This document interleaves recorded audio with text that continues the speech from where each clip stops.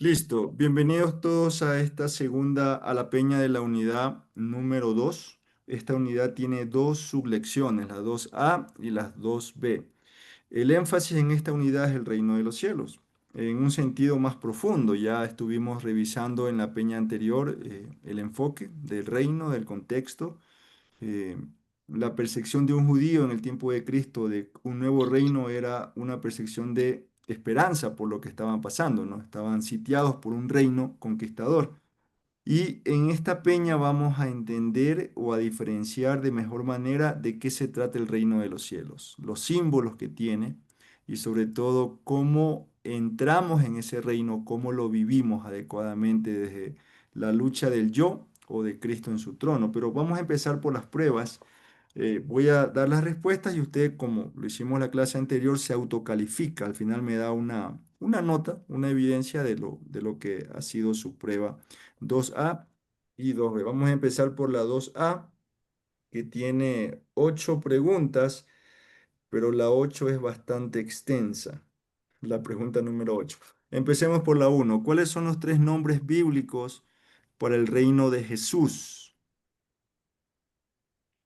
Reino de los cielos, la primera, ¿verdad? ¿Quién da la cita bíblica de esa expresión? Reino de los cielos, ¿en dónde se encuentra? Una en Mateo especial. 30, Mateo 6:33. No, no. Muy bien, Pues, Pupile. Mateo 3:12 es una de las opciones, ¿no? No, entre Sí. dos. Reino de los cielos. Ok, tomen atención. Reino de los cielos. Reino de Dios, ¿en dónde lo encontramos? Reino de Dios. Es conocido esa palabra, ¿no? Buscar primero el reino de Dios y su justicia y 6:33. todo. Mateo 6:33. Será añadido Mateo 6:33. Muy bien, May. Mateo 6:33, ¿ok? Y esta quizás es menos conocida, pero es importante que la diferenciemos. El reino de Cristo y de Dios. Dios y Cristo. Sí, tengo. El reino de Cristo y de Dios, ¿dónde se encuentra? También está en Mateo. Eh, Efesios 5:5.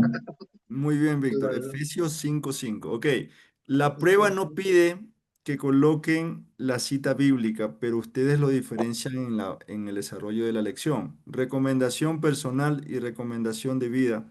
Acostumbrémonos a colocar en cada expresión la cita bíblica en lo posible, si es que no la podemos memorizar. ¿De acuerdo?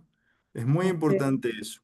Sí, dejemos que la palabra siempre hable. Entonces, aquí la respuesta es reino de los cielos, reino de Dios, reino de Cristo y de Dios. Si usted tiene esas respuestas, pues tiene un punto adecuado.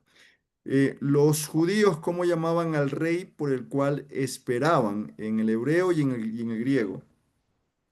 Mesías y Cristo. Mesías y Cristo. ¿Cuál es la diferencia entre las dos palabras? Ya para entrar en la Hebreo, lección. Mesías.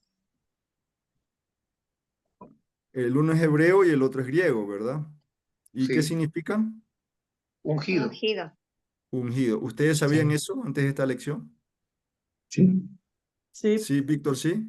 Todos tenían claro qué significa ungido Cristo y Mesías.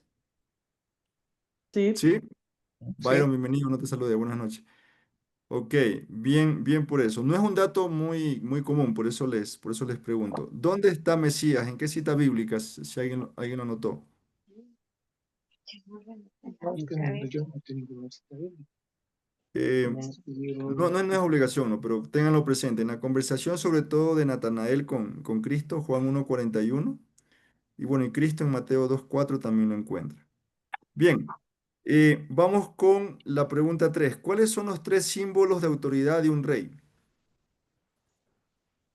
Corona Trono, corona y y cetro. trono. Cetro, trono, corona. Trono, cetro y corona, ¿ok? Trono, donde el rey se sienta, Sí. cetro, pues lo que lleva en su mano, La y corona, la corona, cabeza. lo que lleva En la En La cabeza. en su cabeza. cabeza. Citas bíblicas importantes de anotar: Mateo 19:28 para trono, Salmos 45:6 para cetro, Mateo 27:29 para corona. Una de las citas, no hay muchísimas citas para eso, pero es importante que lo podamos entender. Esas tres palabras son referencias indirectas del reino, pero son las principales. Pregunta 4. ¿En qué ceremonia solemne participaba un rey al comienzo de su reinado? en la unción, Ser ungido. el ser ungido. Ser ungido. Correcto. Ungiendo. Las respuestas posibles son unción con aceite o el ungimiento en dos palabras, no hay ningún Ungiendo. problema. Un buen ejemplo de esto está en 1 Samuel 16:13. ¿De acuerdo? Pregunta 5, algo de historia. Los reyes de España extendieron la autoridad de su reino por la fuerza. Ese es el dato histórico. En contraste, ¿cómo extiende Cristo la autoridad de su reino? Por Con amor. amor. Por amor. Con amor. Perfecto. Pregunta 6, ¿qué significan los nombres Mesías y Cristo? Ungido, Ungido. ¿Mesías es hebreo o griego? hebreo, Hebreo. Hebreo. Y Cristo griego. Perfecto. 7, ¿con qué eran ungidos los reyes? Con aceite. entonces con Con aceite, aceite. Aceite. 7A, con aceite, correcto. 7B, ¿cómo fue ungido Jesús, el rey? Con el Espíritu con el Santo. Con Espíritu Espíritu Santo. Santo y con El poder. Espíritu Santo. Con el Espíritu Santo es la palabra directa, pero si le añadimos poder, pues no hay ningún problema, porque así lo describe Mateo, me parece, ¿no? Pero la respuesta directa es con el Espíritu Santo. Bien, hasta ahí tienen 7 preguntas, falta una, la prueba 8. Aquí vamos a hablar sobre las referencias indirectas, aparte de las 3 que ya estuvimos revisando. ¿Cuántas son en total? 7. 7, perfecto, Rodrigo.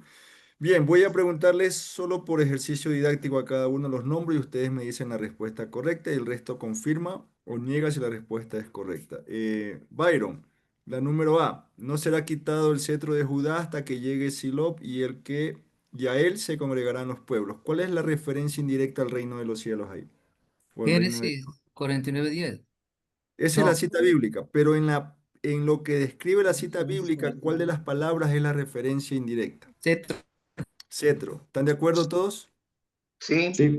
Listo, pónganse un visto entonces si están de acuerdo, los que están de acuerdo. Es correcto, Cetro. La 8b, Víctor, la 8b, se quitará la vía del Mesías, mas no por sí. Daniel 9:26. ¿Cuál es la referencia Mes- indirecta? Mesías. Mesías, perfecto. ¿De acuerdo todos? sí, sí, Ujú. Sí. Mesías. 8c, David, y la gente que iba delante y la que iba detrás aclamaba diciendo, Hosana al hijo de David, Mateo 21:9. ¿Cuál es la referencia indirecta? O David, sana al hijo de David. Hosana al hijo de David, o sea, es decir, Sí. David. toda la David, frase que está Oh, entre signos de exclamación. ya. David, Hijo de David. ¿Cuál dice el resto? David, David. Sí, David. David. David es la referencia. Si quieren ponerle hijo de David, bueno, estaría, pero Hijo de David David, también. David es hijo de David sería hijo de para David entender el también, contexto completo, ¿no? claro. Hijo de David es la referencia indirecta. ¿De acuerdo, David? Tu tocayo. Ya, David, hijo de David, es la referencia indirecta. ya. Bien, 8D, May, 8D. ¿Qué pensáis del Cristo de quien es hijo? Le dijeron de David. ¿Cuál es la palabra, cuál es la referencia indirecta? Cristo y David. Las dos. Cristo. Principalmente Cristo, pero David también porque está relacionado. Muy bien. Están Sí, bien. porque ahí dice que subraye la palabra o palabras. O sea que pueden haber dos. Correcto. Las dos son la respuesta. Sí, Ya. Respuesta, perdón.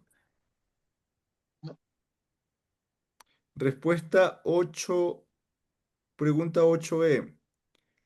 El Señor Dios le dará el trono de David, su padre. ¿Cuáles son la referencia indirecta? ¿Cuál es la referencia indirecta ahí? trono, David, Rodrigo, Trono, David. trono trono y David, y David, perfecto. Eh, Pili, Pilar, os ha nacido la 8F, ¿no? Os ha nacido hoy en la ciudad de David un Salvador que es Cristo el Señor. David y Cristo. Perfecto. 8G, otra vez Byron, le dijo la mujer, sé que ha de venir el Mesías llamado el Cristo. Mesías y Cristo. Muy bien. 8H, no dice la escritura que del linaje de David y de la aldea de Belén ha de venir el Cristo. Maggie, Estamos en la H, ¿cierto? Estamos en H. Ya, David y Cristo al Muy final. bien, David y Cristo. David, la I, pero estas se han escrito para que creáis que Jesús es el Cristo, el Hijo de Dios, y para que creyendo tengáis vida en su nombre. ¿Cuál es la referencia indirecta? Cristo.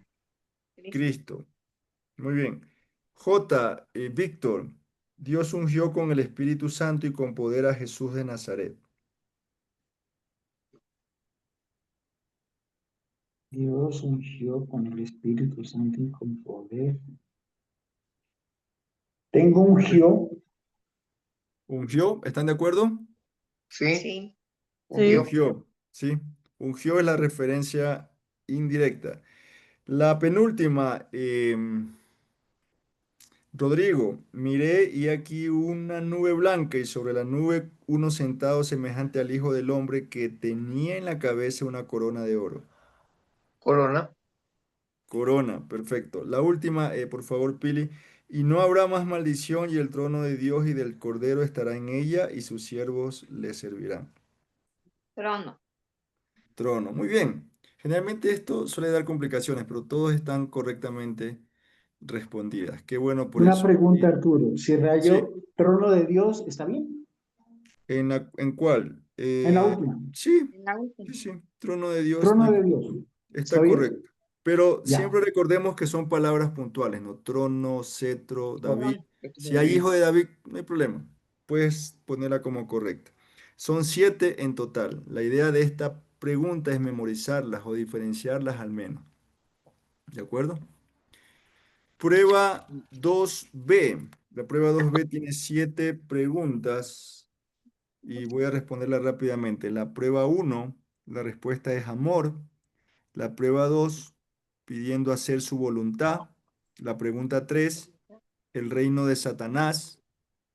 La pregunta 4, el reino de los cielos, amor, eh, Paz. paz. Hay algunas posibles respuestas, ¿no? ¿Verdad? Rebeldía. El reino, sí, ¿Verdad?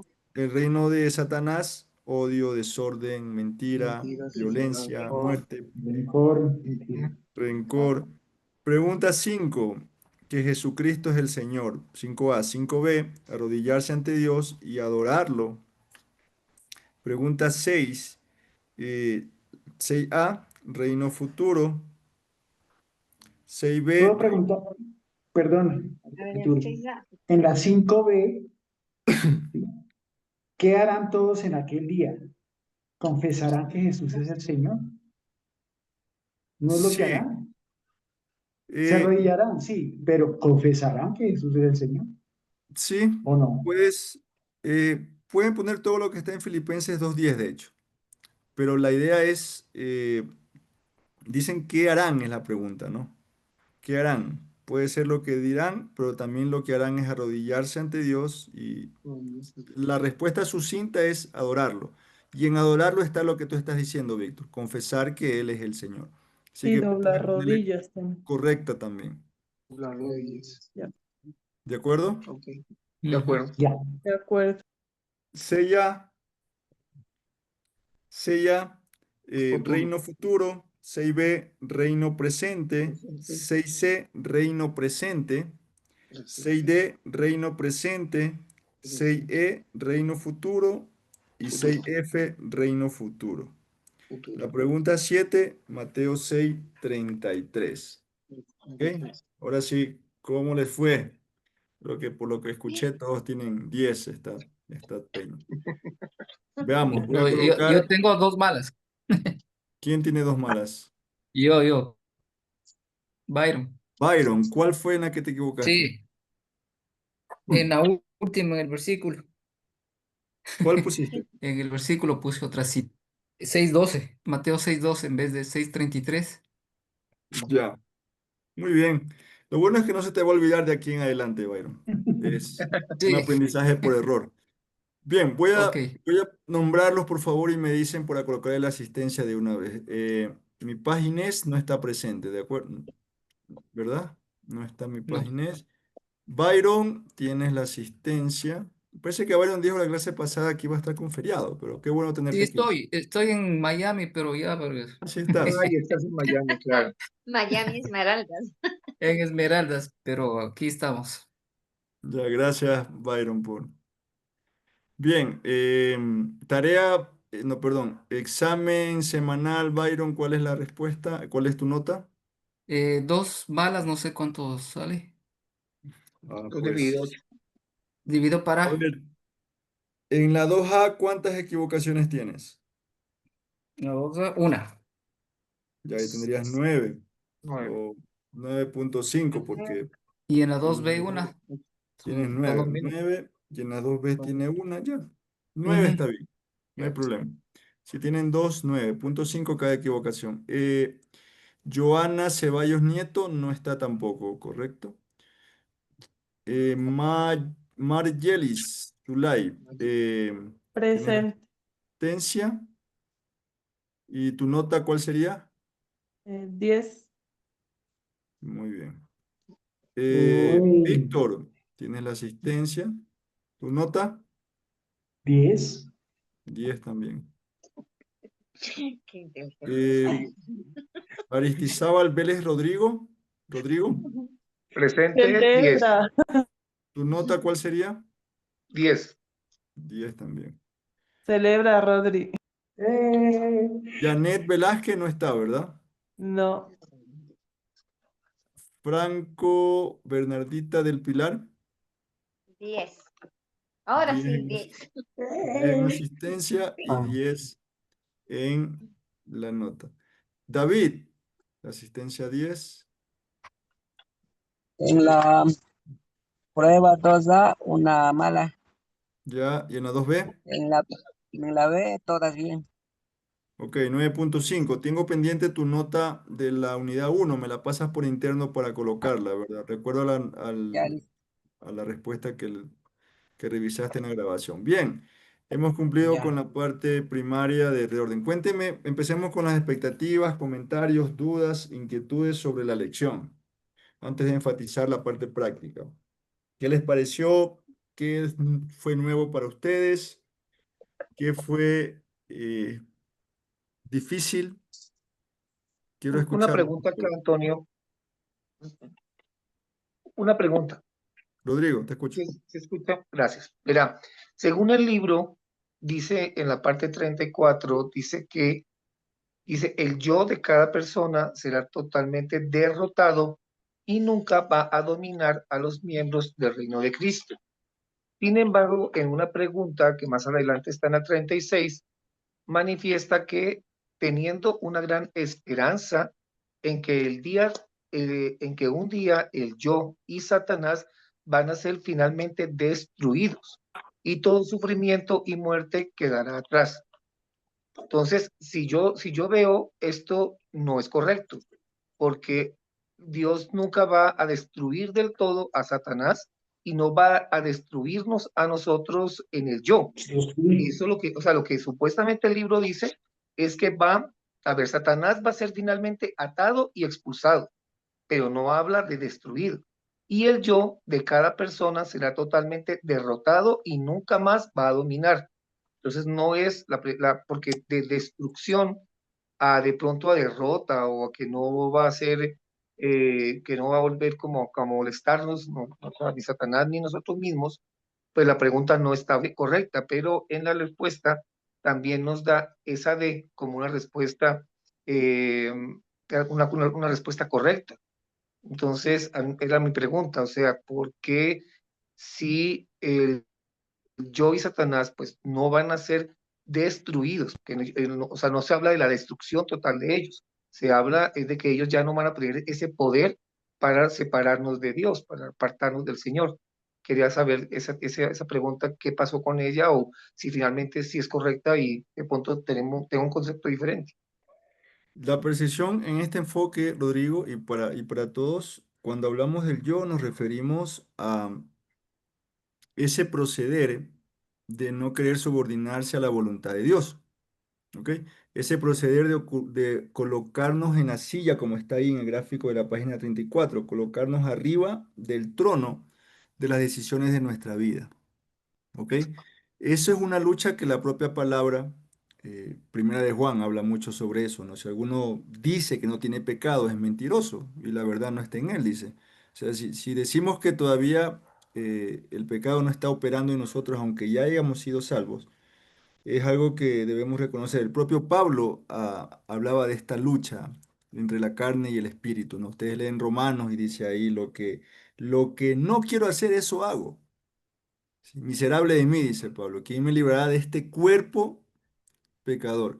Entonces la perspectiva cuando habla de destrucción del yo, no habla, como la propia lección lo dice, de una derrota de la personalidad. No es que Dios va a suprimir nuestra personalidad o va a anular nuestro libre albedrío o nuestro carácter, sino que la perspectiva aquí es que vamos a estar totalmente pegados a la voluntad de Dios y Cristo va a reinar en el trono de nuestra vida en todo sentido. Pero eso no va a pasar hasta que Cristo venga en su segunda venida. Si no va a ser imposible que el yo deje de molestarnos, hablándolo en tercera persona. Solamente eso será posible cuando lo perfecto se haga visible, cuando venga lo perfecto. Y eso va a ser cuando Cristo venga. En cuanto a Satanás y la destrucción y las perspectivas que hay en torno a lo que va a pasar en el milenio o en el regreso de Cristo, ustedes lo van a estudiar desde una perspectiva general en la lección 5 del módulo 5. Hay tres perspectivas y hasta este punto no se han puesto de acuerdo sobre cómo va a pasar y sobre lo que significa realmente el milenio y lo que ocurrirá en ese tiempo. Hay posturas premileniares, Postmileniales. postmileniares, amileniares, donde lo toman simbólico. No podríamos tener, y creo que no lo vamos a resolver aquí, sobre si verdaderamente Satanás va a ser destruido o no, en ese sentido. El hecho de que ya no esté presente en nuestro libre albedrío y la influencia que va a tener en el mundo, podríamos hablar de una destrucción en el sentido de influencia. Su influencia está destruida. Si él como ser espiritual, sabemos por Ezequiel y por Isaías 14 y si es Ezequiel 28 que él era un querubín, si él no va a ser destruido nunca, que es a lo que se refiere Rodrigo, me parece, pues es algo que quizás en este momento no lo podemos resolver. Pero al menos su influencia, que es la que se refiere a la elección, recuerden que es teología pastoral, ¿no? La influencia de ese poder satánico que es evidente en este tiempo y ha sido evidente desde Adán, sí va a dejar de operar, si queremos ponerle un sinónimo, Rodrigo, ¿no? Va a dejar de operar y Es, consecuentemente no eso, va a estar funcional hacia nosotros. ¿Sí? O sea que podríamos hablar de un tipo de destrucción, al menos influencia, desde un enfoque de eh, la influencia. influencia, ¿de acuerdo? ¿Sí? de acuerdo. Entonces, Ok. cuando estudiemos más adelante los siguientes niveles, quizás si Dios nos va dando albedrío, podemos profundizar un poco en esto, pero recuerden siempre, el propósito de las lecciones y todo el discipulado tiene una gran carga pastoral, una gran carga de administración pastoral. ¿Ok? Estamos tratando de que nuestro carácter sea edificado en este propósito, aunque hay mucho conocimiento, y ustedes lo han visto en esta lección particularmente, hay mucho conocimiento sobre el reino y cómo opera Satanás. Lo que queremos es poner en práctica cómo eso puede bendecir nuestro libre albedrío, nuestra obediencia a Dios. Ese es el enfoque principal de la lección. ¿De acuerdo? Gracias, sí, señor. Bien, ok. Comentarios adicionales. Quiero escuchar qué nuevo es para ustedes la lección que acaban de revisar. ¿Quiénes aprendieron algo nuevo aquí? ¿No? ¿Qué es lo que vi? Yo, Víctor, te Arturo, escucho, Víctor. Y les voy a pedir disculpas. Lo que pasa es que voy a degustarme de un pequeño bocadillo aquí. Si me ven moviendo algo aquí, no crean Buen que estoy. provecho, Arturo, que Sí. se sienta muy Gracias. bien. Víctor, te escucho. antes de esta lección yo nunca había establecido claramente cuál era la diferencia entre el reino presente y el reino futuro. Ujú. Y totalmente nuevo para mí y clarísimo, muy, muy enriquecedor. Ujú. Gracias, Víctor. Entonces, esa perspectiva para ti fue reveladora. ¿Ok? El Total. reino presente y el reino futuro. Bien. ¿Alguien más? ¿Algo nuevo? ¿Algo que le sorprendió? ¿Algo que se aclaró en el desarrollo de las preguntas? La No, dos no b sé es si es bastante larga. importante, perdón Arturo, no sé si es importante, pero hay un errorcito en la pregunta 11 de la lección 2A. ¿Sí? En la comprobación dice corona, cetro y trono, y la realidad es cetro, corona y trono. Tal vez no es importante en este momento, pero hay ese errorcito que lo... El orden. El orden. Déjame Sí, el orden, verificar. por el dibujo. El dibujo no corresponde a lo que dice aquí comprobación. O sea, Ok, la pregunta de la página 22, la 11, me dices, Víctor, ¿no? sí, sí, la 11. El trono, la corona y el cetro. En la portada, ¿cuál de los tres símbolos? Ah, ya, en el orden en que se encuentran, me dice. Ajá. Sí, dice la A corresponde a cetro, y en la Sí. comprobación dice corona. Solo eso. Ya, Claro, listo. no es importante, pero pues Un Claro, no se detalle, puede. muy bien. Vamos. Sí, Sí, bueno, yo. ¿quién Yo. más? Pili. También, ya. También para mí fue algo nuevo acerca de esto del presente y el futuro, y lo que a mí me impactó mucho es estos gráficos del trono, ¿no? Que está Cristo, Satanás. Eso no lo había visto y es muy importante porque a veces sí, eso, nosotros no nos damos cuenta que el Dios nuestro entrona y Cristo está debajo de nosotros, ¿no? Pero muy importante este de los gráficos, yo nunca le había visto de esa manera. Y del presente y del futuro también, Igual algo que nuevo. Víctor. Fue impactante, dijo Pili, fue impactante para su vida esa Sí. perspectiva. Bien, sí, sobre eso vamos a trabajar bastante luego del comentario. ¿Quién más? Por favor, ¿quién más? Gracias, Pili. ¿Quién más descubrió? Yo también. Rodrigo. Bueno, a mí me pareció que me abrió la perspectiva de la forma como de pronto el estudio del reino de los cielos, que estamos hablando en este momento del rey, y las características de ese rey ungido, que son esas como siete palabras que nos permiten a nosotros de pronto ver de una manera diferente a lo que yo veía antes Mateo. Ahora para mí como que se me amplió como que se me amplió la visión, digámoslo así, como que tú estás viendo como en un enfoque nomás, pero ahora viendo este contexto como global entre el trono, la corona, el cetro, el Mesías, el ungido, el Cristo, abrió todo un panorama diferente de los conceptos, inclusive de lo que es Cristo como rey, porque nosotros probablemente y lo dicen acá, ¿no es cierto? El presente de nosotros es una democracia, no es un reinado. Entonces quizás nosotros no entendemos un poco esto, pero cuando nosotros comenzamos a comprender el hecho de todas estas simbologías y todos esos términos que ellos utilizan, pues es muy interesante el poder verlo en cada parte de Mateo, está justamente este reino y está alguna referencia hace en cada capítulo. Entonces, para Mateo era muy importante el establecerle a los judíos que finalmente Jesús era el rey y Jesús venía descendiente de David, bueno, todo lo que nosotros vemos en Mateo. Entonces, me abrió el panorama, digámoslo así, para poderte estudiar mejor, de mejor manera el libro de Mateo. Amén, muy bien, Rodrigo. Justamente eso, si ustedes reflexionan, todavía no hemos entrado a ningún versículo de Mateo en orden cronológico, en orden de desarrollo, ¿no? Estamos aproximándonos al enfoque de Mateo. Y como dijo Rodrigo, Mateo tenía un énfasis muy importante de hacer claramente visible el rey y el reinado. El rey y el reinado. No solamente el rey, sino cuáles eran las características de ese reino que se va a aterrizar. Y todo el libro gira en torno a eso, que lo vamos a estudiar en 6 módulos, en 7, en este discipulado. Bien, ¿alguien más? Para ya ir enfocándonos a la parte Yo, práctica. Yo. algo, Eh, A ver, primero tú. oh, ya, Maggie, por favor. Ya. Después A vaya. ver, gracias. Bueno, este versículo justamente de Mateo 6:33, de buscar primeramente el reino de Dios y su justicia y todo lo demás, sí, vendrá por añadidura. Me parece un versículo pues muy importante, puesto que también recalca en la lección que el reino de Dios es justicia, paz y gozo. También dice, no es bebida ni comida, sino el reino de Dios es justicia, paz y gozo.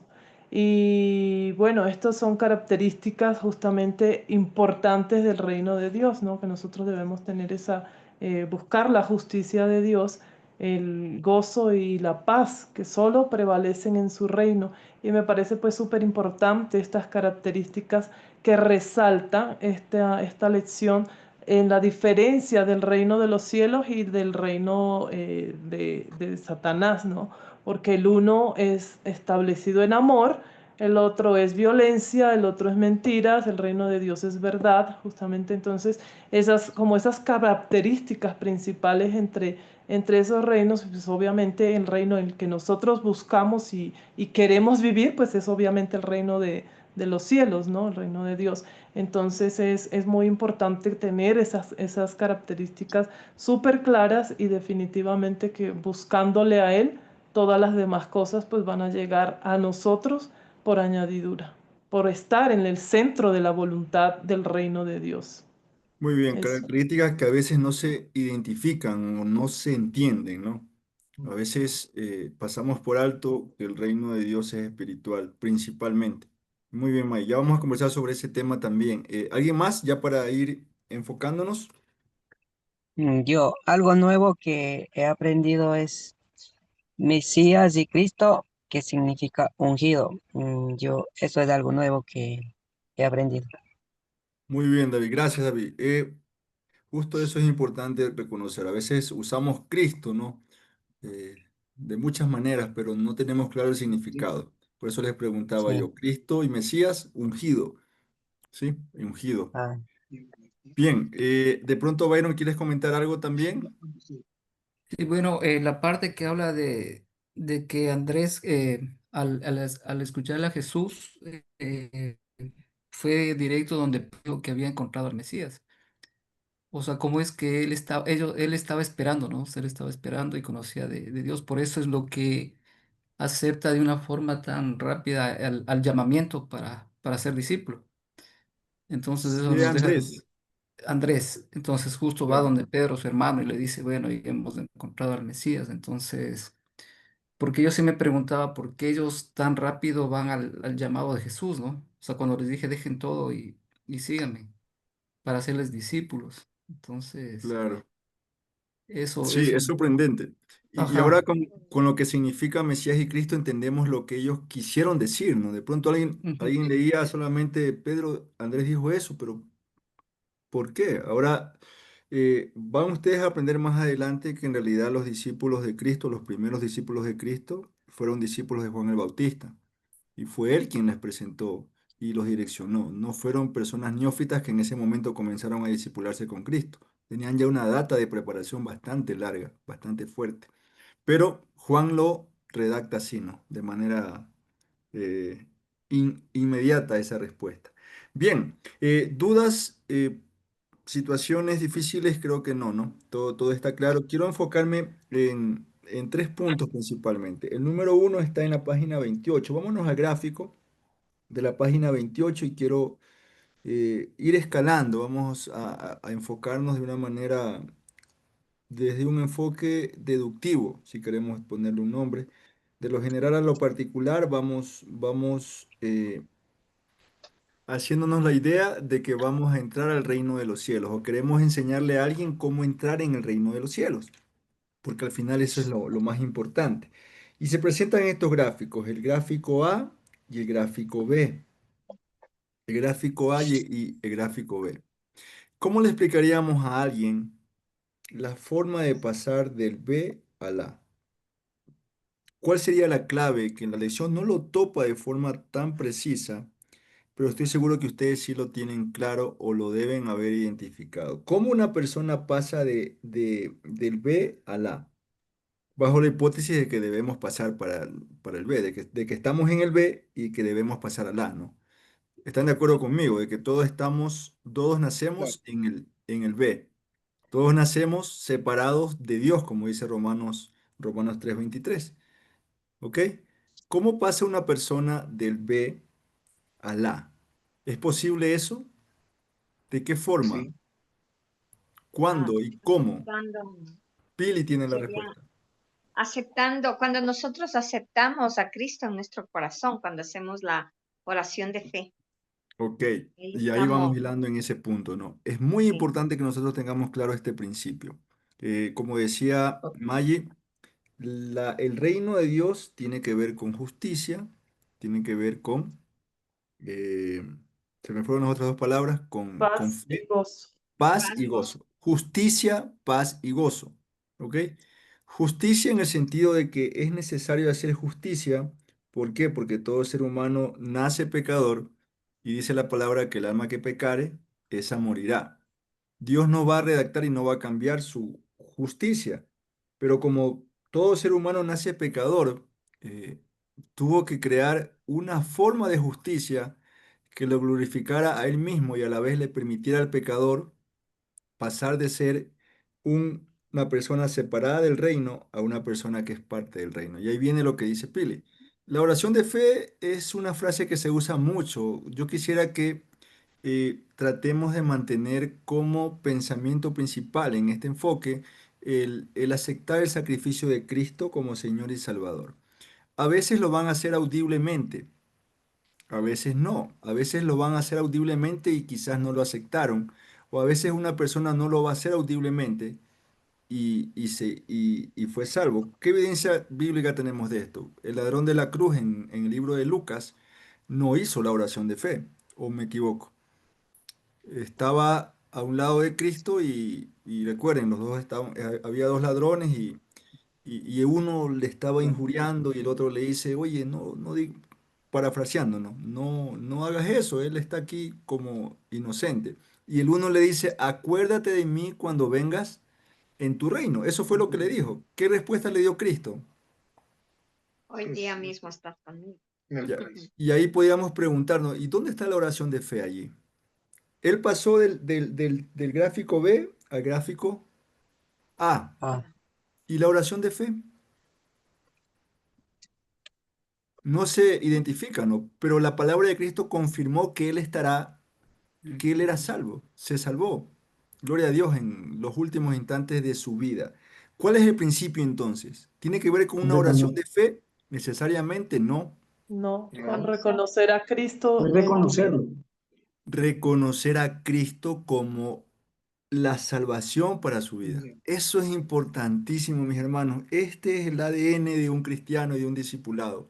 No perdamos de vista jamás que lo que la persona necesita es reconocer su pecado y aceptar ese regalo gratuito de Cristo para pasar del B al A. Sí, el problema es que muchos no quieren reconocer que están en el B, que están separados de Dios. Pero es importante que confrontemos desde la palabra esto y tener argumentos para este proceso. Este es el primer proceso de vida. Lo que pase luego, pues bueno, será gracia de Dios, aunque Dios no nos quiere llevar al cielo inmediatamente, siempre salva a personas y le da tiempo para santificarse y para crecer, ¿no? Para un propósito. Pero Antonio, sí, Rodrigo. Antonio. No, era que quería, o sea, eso lo sintetiza Juan justamente en Juan capítulo 1, versículo 12, creo que es, que dice, mas a todos los que le recibieron, a los que creen en su nombre, le dio potestad de ser hechos hijos de Dios. Entonces, Ujú. ahí es como la clave de Juan diciéndonos cómo es el camino que tú debes tener. O sea, no solamente se trata de creer, sino de recibir. Y quizás inclusive lo primero que dice Juan es eso, ¿no? Más a todos los que le recibieron, a los que creen en su nombre. Entonces, este hombre que estaba en la cruz, pues se dio cuenta de quién era, con quién estaba hablando, de pronto, no sé, en el transcurso de su vida, o en Lo el transcurso de las reconoció. vidas de los dos, en un momento se pudieron encontrar básicamente, pero finalmente él recibe al Señor, porque le pide que por favor se tengan cuenta con él, pero finalmente también le dice que bueno, yo sé quién eres tú, ¿no? Y yo quiero estar contigo. Entonces, eso es lo que la gente tiene que tener en cuenta, de que el querer estar con Cristo es justamente esa parte importante de nosotros, de poder entregarle toda mi vida al Señor y que Él obviamente obre como Él anhela o Él desea. Amén. Sí, es una perspectiva, Rodrigo. Este tema de la salvación es tan profundo y tan transformador que tiene varias aristas y la Biblia nos da muchos versículos que hablan sobre este paso de ser salvo, ¿no? ¿Y por qué? Seguramente, pues porque muchas personas llegan a Cristo de diferente manera. Y yo quiero darles un espacio aquí para una técnica que no está en el libro, pero es fundamental que lo que lo tengamos. Una de las cosas más poderosas que permite a una persona pasar del lado B al lado A, de gráfico B al A, es nuestro testimonio personal, ¿ok? Nuestro testimonio personal es un recurso poderoso y ustedes lo pueden dar en 30 segundos, si es que acaso hay la premura del tiempo, no va a ampliarlo si es que acaso no. Pero la estrategia en esta técnica es que usted testifique cómo era su vida antes, cómo conoció a Cristo y cómo ese encuentro con Cristo transformó su vida. O sea, si nos pusiéramos en los zapatos del ladrón, no tenía zapatos, estaba crucificado, ¿no? En los pies del ladrón de la cruz, ¿qué creen que hubiera dicho él? ¿Cómo era la vida de antes del ladrón? Pues Ay, cuando era un pues ladrón, robaba, pecado, mataba. estaba condenado, ¿verdad? ¿Cómo conoció a Cristo? Pues bueno, él podría haber dicho, lo conocí en el último momento de mi Eso. vida, creí en Él. ¿Y qué pasó luego? Pues Él me dijo que estaría yo en el paraíso. Eso me dio paz, seguramente. Podría haber dicho uno de los argumentos de Él, ¿no? Pero noten que hay un antes, un cómo y un después. En toda persona que se ha encontrado con Cristo, el impacto de haberse encontrado con nuestro Señor nunca lo deja igual o la deja igual. ¿Ok? Más allá de la oración de fe que puedas haber hecho, el punto aquí es el testimonio y el fruto que la persona puede evidenciar luego de haber entendido claramente lo que es ser salvo, porque ese es un gran detalle, entender lo que significa la salvación. ¿Sí? Es algo que en todo el discipulado lo vamos a estar estudiando desde varias perspectivas, pero quiero enfatizarlo en este punto. Usted pasa del B al A no por fuerza, no por obras, porque Efesios 2, del 8 al 9 lo dice claramente. No lo hace porque lo merece, lo hace porque Cristo le da esa opción. Si usted se arrepiente y cree, puede pasar del B al A. Amén. Y usted no tiene que trabajar sobre una posibilidad estadística. Usted tiene que asegurarse de que esto esté claro para todos los que los están escuchando cuando esté ministrando a alguien. Y lo voy a aplicar aquí. ¿Todos ustedes están seguros de su salvación? Sí, Amén. Amén. Amén. Amén.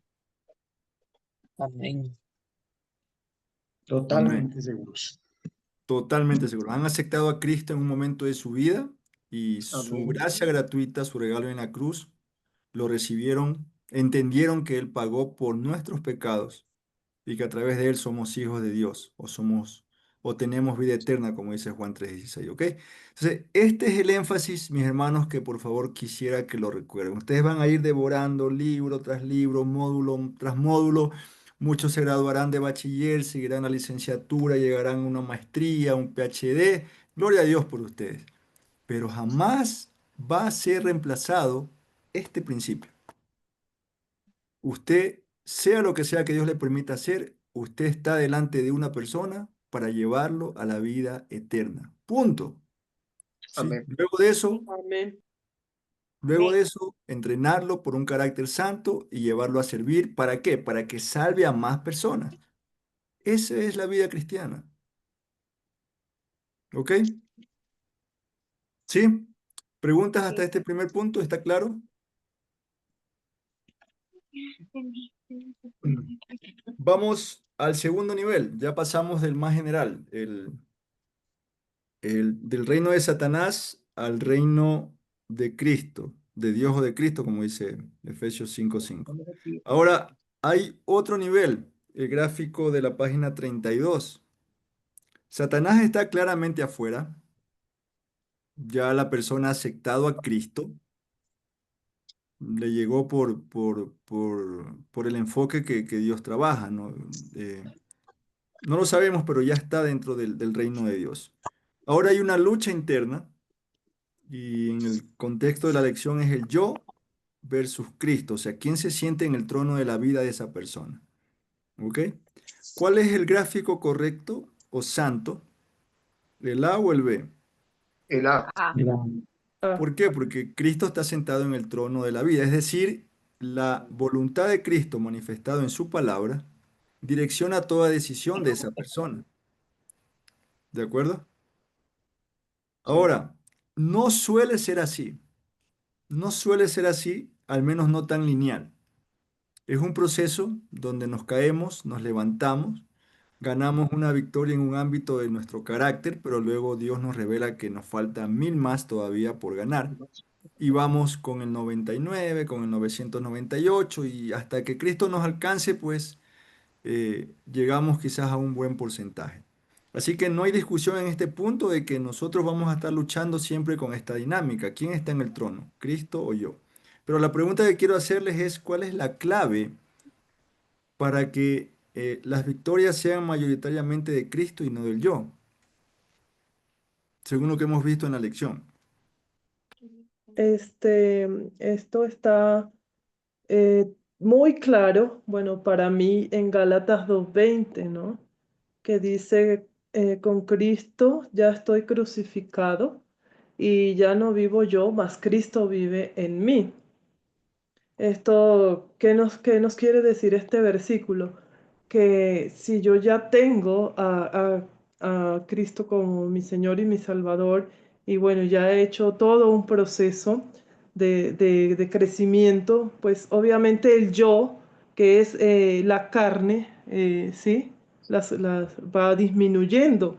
Y como dijo el apóstol Pablo, ya no vivo yo, mas Cristo vive en mí. ¿Por qué? Porque el carácter de Jesús va ganando más terreno en mi vida espiritual que lo que yo ya vivo en el mundo, ¿no? Entonces, esto ya empieza como a pesar más, ¿no? El carácter de Cristo en mi vida, por eso el gráfico de Cristo sentado en el trono, porque yo ya lo acepté, yo ya soy de Cristo precisamente, entonces ya voy a tener como más esa conciencia, ¿no? Más esa conciencia como cristiano de que quien debe brillar más es Cristo en mi vida, ya no yo con mis deseos.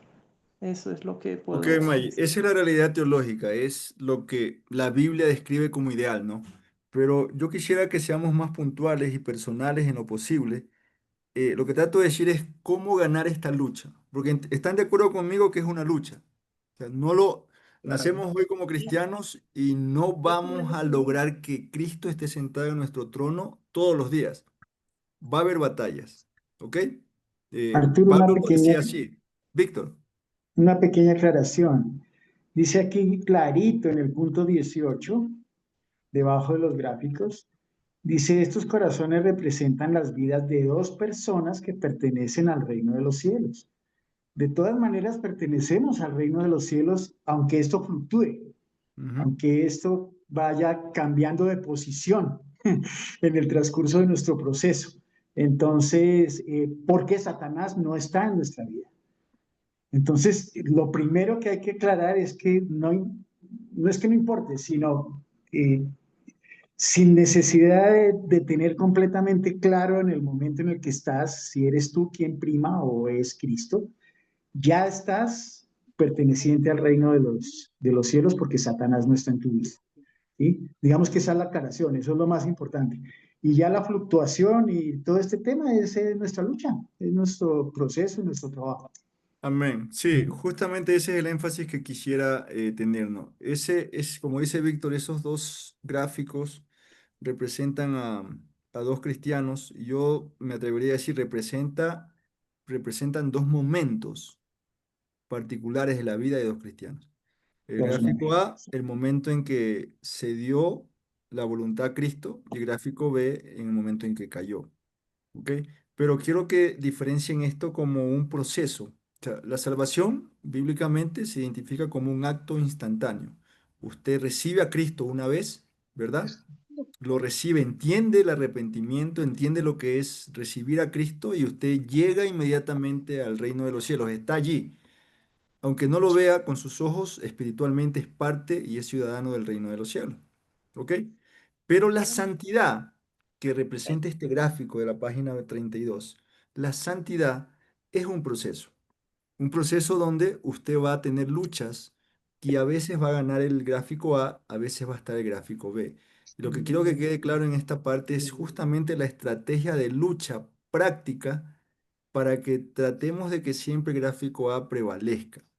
¿Ok? Entonces, salvación, santidad, que es la parte donde nosotros vamos a estar luchando toda nuestra vida en diferentes ámbitos para que el Espíritu Santo pueda fluir de mejor manera. ¿Cómo se lo realiza? Que es el punto que quiero enfatizar aquí.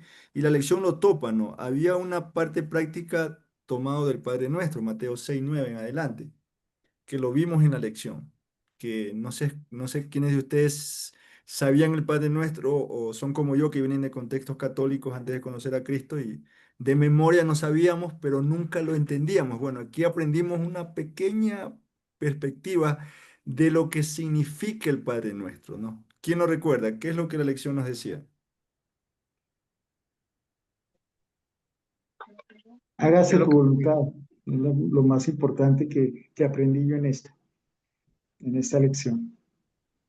Correcto. La frase, Venga tu venga a reino. nosotros tu reino, es el es, deseo, ¿no?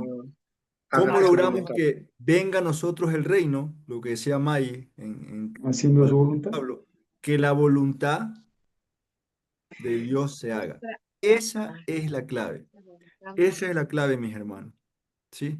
La diferencia entre gráfico A y B es que gráfico A está tratando de que la voluntad de Cristo se haga en su vida. Amén. Ahora viene un Amén. detalle ahí. ¿Cómo entendemos la voluntad? Es muy importante que entendamos la voluntad de Dios. Eh, Hasta este momento, con dos lecciones, como decía Rodrigo, la perspectiva de Mateo, que es uno de los evangelios que tenía parte de la voluntad de Dios manifestada, cambió la perspectiva, ¿verdad? Si yo no hubiera tomado estas lecciones antes y leía Mateo, quizás yo hubiera entendido la voluntad de Dios de manera diferente tomando estos pasajes. Pero ahora con esta perspectiva, la voluntad de Dios comienza a aclararse. ¿A dónde los quiero llevar? Que es muy importante que al tratar de hacer la voluntad de Dios, el escudriñar bíblicamente, adecuadamente un pasaje bíblico, un texto bíblico, es muy importante tenerlo claro. O sea, el adecuado proceso de escudriñar la palabra es importante para entender la voluntad de Dios en nuestra vida. ¿O no están de acuerdo conmigo? Claro, ¿Sí? Es sí. muy importante eso, un esfuerzo de escudriñar sistemáticamente la palabra. Por eso es que discipulados como estos son tan valiosos, porque nos ayudan a entender la voluntad de Dios. ¿Ok? Arturo, 9:02. ¿Preguntas? ¿Comentarios? no, Arturo, es importante acá recalcar que cada día tenemos esa lucha, ¿no? Cada día tenemos, y justamente Pablo hablaba, ¿no es cierto?, de que cada día tendríamos nuestras dificultades, nuestros problemas, pero también cada día tenemos nuestra misericordia. Y justamente creo que esa es la gran victoria del cristiano, es en qué punto quiero yo estar. O sea, si yo quiero estar del lado del problema, de las circunstancias difíciles, de la situación, porque todos los días vamos a tener dificultades. Cada día tiene su propio afán, pero yo no me afano, entre comillas, pues yo hago lo que tengo que hacer, obviamente mi responsabilidad es actuar de una manera correcta, pero finalmente yo dependo de la voluntad de Dios, yo dependo de lo que Dios quiera. Y justamente es eso, ¿no? Es poder no solamente como conocer, digamos, la voluntad de Dios, sino rendirme a ella. Porque si el Señor me dice a mí, ve, ¿sabe qué, Rodrigo? Vos tenés que hacer esto. Y es uno de los temas que venía acá. Entonces me dijeron, bueno, ¿y cuál fue tu testimonio y por qué crees tú que tú estás acá? Entonces lo que yo puse básicamente en ese compartir, esa parte, era que mi venida a Ecuador. Entonces, para mí fue tomar una decisión muy completa, pero yo tuve la oportunidad de conocer la voluntad de Dios a través de todo el proceso que yo viví para poder tomar la decisión de venir. Entonces, creo yo que cuando nosotros rendimos nuestra vida a Dios, o sea, rendirla es cada día, rendimos nuestra vida a Dios y tenemos la oportunidad, obviamente, de poder descansar en eso, ¿no? De saber que yo estoy en la voluntad de Dios y que lo que yo pueda hacer obviamente no malo, sino lo que pueda hacer, pues que sea esa luz que Él me da y esa bendición que Él puede darme a través de lo que yo puedo hacer por su voluntad. Amén, muy bien. Sí, gracias Rodrigo. Justamente eso es lo que la lección nos lleva. Ya conocemos por esta lección que hacer la voluntad de Dios en nuestra vida es clave para poder extender el reino, en todo sentido. No va a cambiar la estrategia, esa es la que Dios ha establecido. Y cuando nosotros hacemos el ejercicio en una Biblia digital de buscar estas frases, ¿no? Voluntad de Dios, en toda la Biblia digital, generalmente va a aparecer siempre pegado a la salvación. O sea, la voluntad de Dios es que todo el mundo se salve. Primera, que la mayor parte de las personas entiendan y reciban a Cristo. Y cuando ya la salvación ha llegado a una persona, la voluntad de Dios, eh, Efesios, Colosenses, resaltan la necesidad de santidad en una parte de nuestra vida. ¿Sí?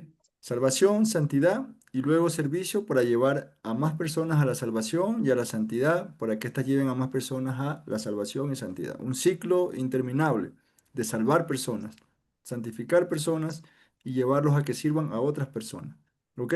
En esa lucha, con esto terminamos ya, como decía Rodrigo, las misericordias de Dios se manifiestan claramente. ¿Ok? Dios no va a cambiar su carácter en cuanto a su justicia y en cuanto a su actitud ante el pecado. Ama al pecador, pero tiene una necesidad de llevarlo al pecador a santificarse. ¿Ok? ¿Cómo se santifica alguien que peca? Un cristiano que nació, tomemos el ejemplo de Pablo, de Pedro, perdón. Caminó sobre el agua, estuvo presente en los milagros de Cristo, ¿verdad? Cristo le cambió el nombre de Simón inestable a Pedro, que era roca, y luego lo niega a Cristo 3 veces. Se acobardó por una señorita, por una muchacha. ¿Ok? Eh, Pasó del gráfico A, o sea, estaba sentado Cristo en su trono hasta que estuvo cerca, luego Cristo se alejó y el yo prevaleció por temor. Hasta ahí de acuerdo conmigo, ¿verdad? ¿Cuál fue la misericordia o cuál creemos en el lenguaje bíblico que es la estrategia que Pedro siguió? Pues justamente lo que Juan describe en Primera de Juan 1 del ocho al 9, ¿no? El arrepentimiento, dice. Si alguno, eh, Juan describe ahí la necesidad de confesar. Si alguno confesare vuestros pecados, Él es fiel y justo. ¿Para qué? Para perdonarnos y limpiarnos de toda maldad. El arrepentimiento unido a la confesión, y bíblicamente confesión es ponerse de acuerdo con Dios en que lo que hicimos en nuestra vida, pensamiento, palabra, actitud, omisión, es ajeno a su voluntad. Consecuentemente yo soy un pecador digno de muerte y me acojo a la justicia de Cristo para ser limpiado. Por eso dice Juan, si confesamos nuestros pecados, Él, Cristo, Él es fiel y justo para perdonarnos y limpiarnos de toda maldad. Entonces, ese es el ciclo que quiero que por favor recuerde. Usted va a pecar hoy, mañana, va a pecar. La Biblia dice que vamos a pecar, ¿sí? Por desconocimiento, por omisión, por temor. Y la misericordia de la cual hablaba Rodrigo se manifiesta claramente en la necesidad de una confesión y arrepentimiento para seguir luchando en ese proceso. Si no confesamos y no nos arrepentimos de lo que sabemos que está mal, Dios no puede actuar en nuestra vida. Seremos alguien que ha conocido a Cristo y que está en pecado. ¿Sí? ¿Ok? Entonces, ese es el ciclo que quisiera que lo tengan como parte práctica en esta lección, mis queridos hermanos. Soy salvo, me santifico, me equivoco, me arrepiento y sigo luchando.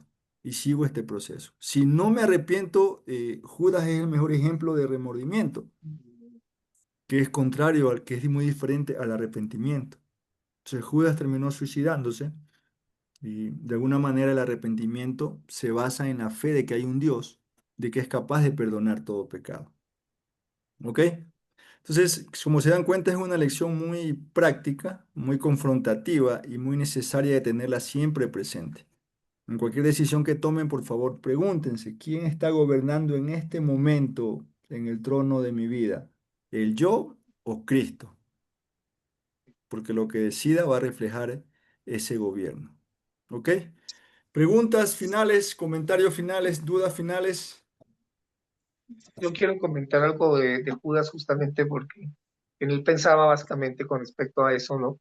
No necesariamente si yo conozco a Jesús, voy a seguirlo o voy a hacer su voluntad. Entonces, finalmente, no es de conocer, sino es de rendir nuestro corazón al Señor. Es un buen tema, Rodrigo, y creo que hoy no lo vamos a profundizar, pero eh, el punto aquí principal es cuál de las dos vidas nosotros quisiéramos tener, la de Pedro o la de Judas. La de Pedro. La de Pedro. La de Pedro, ¿verdad? Recuerden que Indudablemente. si queremos la de Pedro, entonces el arrepentimiento es parte vital de la vida de Pedro, no solamente con Jesús. Ustedes leen la carta de Gálatas, verán que Pedro se equivoca otra vez y quien lo confronta es Pablo. Y Pablo dice Gálatas, era de condenar, dice. Pedro comía con los, no, con los gentiles cuando no habían los judíos y cuando venían los judíos ya no comía con ellos, se apartaba. Era una actitud discriminatoria. Y dice Pablo, lo encaré cara a cara. Ahí también yo veo a Pedro arrepintiéndose de algo que no se dio cuenta. Entonces, marcamos el mismo principio. El arrepentimiento es clave en el crecimiento de un cristiano, porque usted va a pecar a veces porque desconoce la norma o a veces porque su corazón está todavía duro en ese ámbito. ¿Sí? Así que sigamos en ese proceso, mis hermanos. La lección que sigue, y déjenme poner pausa ya porque hasta aquí terminamos la lección de la unidad 2. Déjenme colocar en pausa. Ponte el tuyo, ponte el tuyo. El celular.